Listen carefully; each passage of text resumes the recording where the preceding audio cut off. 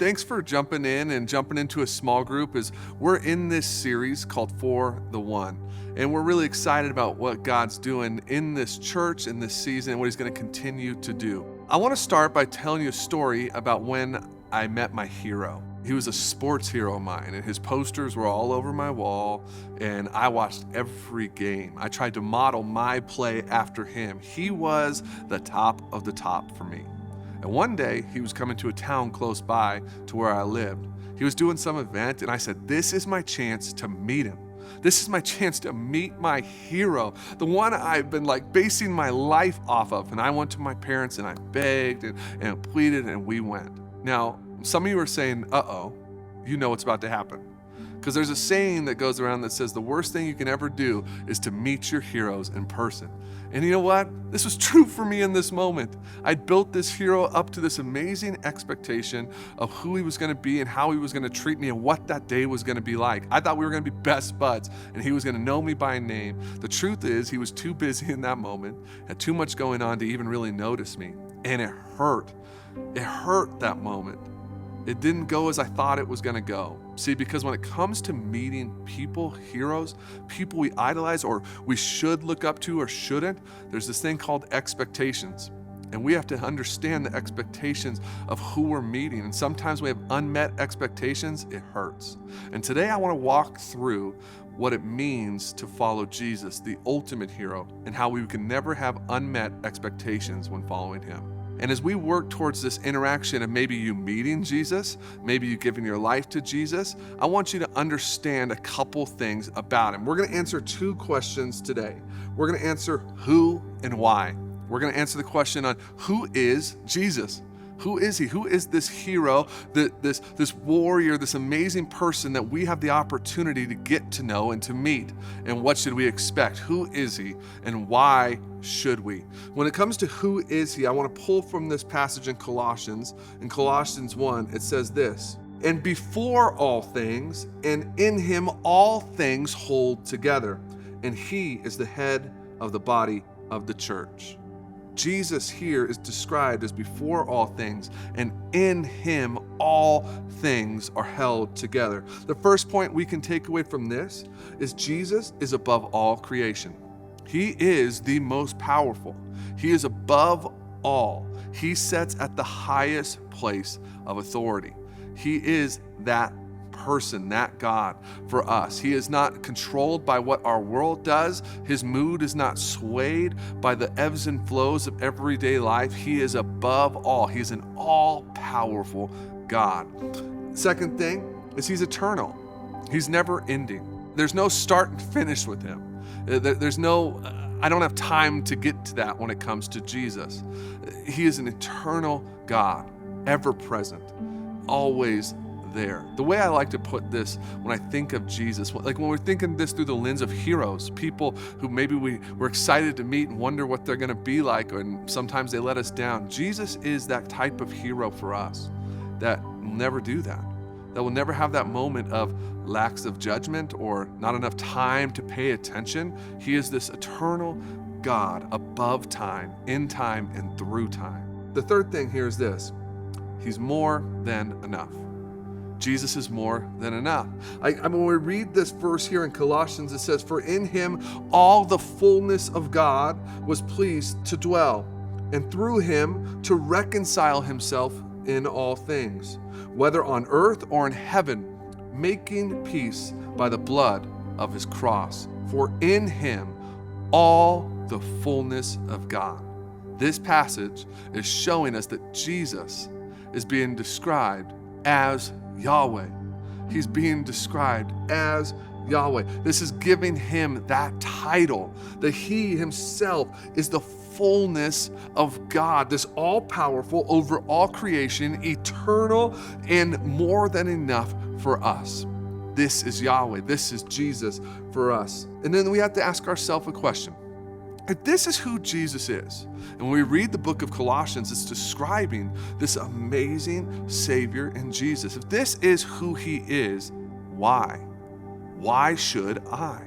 because all of us have a response to knowing who someone is. Just like when maybe I met my hero, there was a response of figuring out who he really was. Maybe he was just busy that day, but for me, it hurt. And my response to him was difficult. All my posters in my room changed that week. But when it comes to Jesus, if we really believe that is who he is Yahweh. He is all powerful. He is all knowing, and he is eternal. He was, is, and always will be. That's Jesus. If he is this, if he is Yahweh, if he is in all things, over all things, then our only response as humanity, the only response we have is to completely surrender our life to him, to submit before him, and to turn over to his leadership, to follow his leadings, to not live our life by our own desires, but what he desires for us, to not follow my own instincts, but to read his word and tap into him through prayer and communication to follow his ways for my life. If this is who Jesus is, it should change everything inside of us and how we make our decisions. It should change how we view people. It should change how we view the world. It should change how we see leadership structure. It should change everything if that is who Jesus is. And also, why should I? He's worth my praise. He's worth it.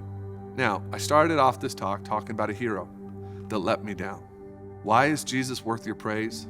Because he will never do that to you. He will never let you down. He will never fail you. Earthly heroes, friendships, relationships will come and go. They will rise and fall. And as seasons and circumstances change in our world, they will change with it. But Jesus won't. He's worth our praise because he's always good. He's always perfect. He's ever present. And we should be praising him daily. Our life should look like praise to him. Dan's going to touch on this next week, but our life should reflect what he's done for us. And we should return with praising him daily with everything we have. Hope you enjoy your questions, but before you get there, check out this video on someone who's practicing this right now in their faith as they are responding to what Jesus has done in their life. Barry, I remember when we first met, we served together on the worship team, right? I was on keys and you were playing acoustic guitar. You like music? I love music, yes. Yeah. How long were you on the team? I think maybe 2 years. Yeah. Yeah, and then you started to move into other levels of leadership, and we're going to talk about that in a minute. Also, I love having you in our small group. It's awesome. You and Sandy are just the best, and so thank you for being a part of our lives and for agreeing to this interview. It's my pleasure. Yeah. So, as you moved into higher levels of activity and leadership at Grace Church, we were talking one day, and we talked a little bit about giving. Do you remember what your attitude was about giving at that point in your life?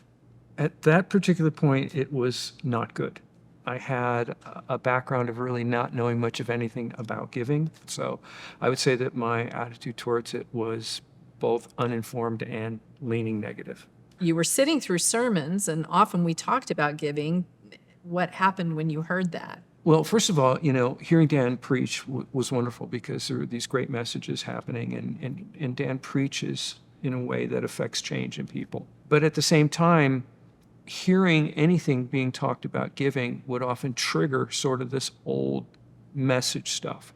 And so in certain circumstances, it was difficult to hear it in an accurate way. So when you say triggered you to old messages, what are you talking about? Well, I come from a background, I'm not a church person by my culture or my background, and the outside view of the church from the world at large is that the church is just a place that takes your money. I was having a conversation with another person that I knew, a friend of mine. I had mentioned that I was looking to go to Grace Church, and he said, "Oh, Grace," he said, "that's the money church." And so, of course, I'm like, what?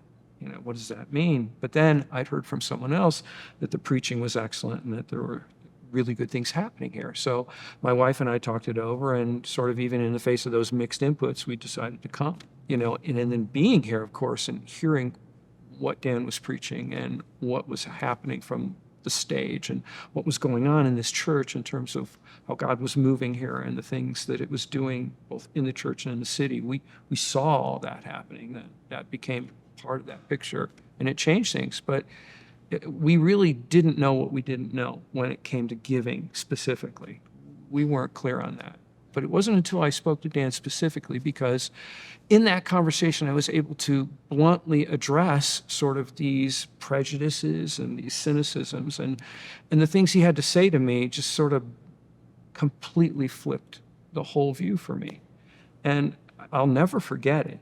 His point of view was so simple and powerful. He made a statement that he said, I would rather be living in a hovel on 4th Street and be able to give to God than to live in the best mansion in the city. I just had never heard an equation like that. And the thing that really just changed my heart completely is that I didn't realize that money, it had a value to me that extended beyond just that of material value. It was tied into my fears. It was tied into security issues. It was tied into all these things that were really, when I was honest with myself, they were earthly concerns. Generosity and what we do with our money has nothing to do with money. It has everything to do with whether or not we are willing to trust God with what God has given us. And then I realized when I kind of stepped back from it, it's like, well, this is not a money issue. This is a trust issue. It was about clinging to things that really were worldly of nature. Dan makes the comment that everything we have is from God. Everything. That's easy to forget. When you're working your way through life, you think that all these things I possess are the things I've earned. But they're in reality the things that God has been gracious enough to give us. And it changes everything. Yeah. You don't hold on so tight. And so that's what happened. Yeah. We talked it through and it changed us. Yeah. So how did you act on it? We began to look at what would be first fruit giving for us, which is a beautiful concept that if we're giving God our first and our best, that's how we should be looking at it. And we looked at what we knew was going to be a proper and appropriate starting point. I think that there's a sound baseline at 10%, and as your heart leads you, you go from there. But we saw that as our baseline, and it opened up aspects of our lives which we didn't know were closed up to that point. It was surprisingly easy. Can you talk about what's different? Like, what have you let go of? What are those things that look completely different now? I would say the main thing is I let go of fear, because to me, money always meant security. And that sense of freedom that you get when suddenly you don't have to feel like this huge tower of protection is necessary and that God sees after us. That was the biggest change. That's a life-changing thing. Any final thoughts to just sum it up? It's normal to be cynical about these things because our culture wants to paint the work of God in as bad a way as possible. And so even as we engage in the work of God and we are generous and we open our hearts, we're fighting against culture in order to do it. So all of our natural instincts are going to say, don't do this. But that's not God's plan for us. God's plan for us is for us to trust him, knowing that he's given us everything, and that in trusting him, we can actually see him working. And I do believe at the most basic level that generosity is just simply a necessary part of our growth as Christians in growing and trusting God.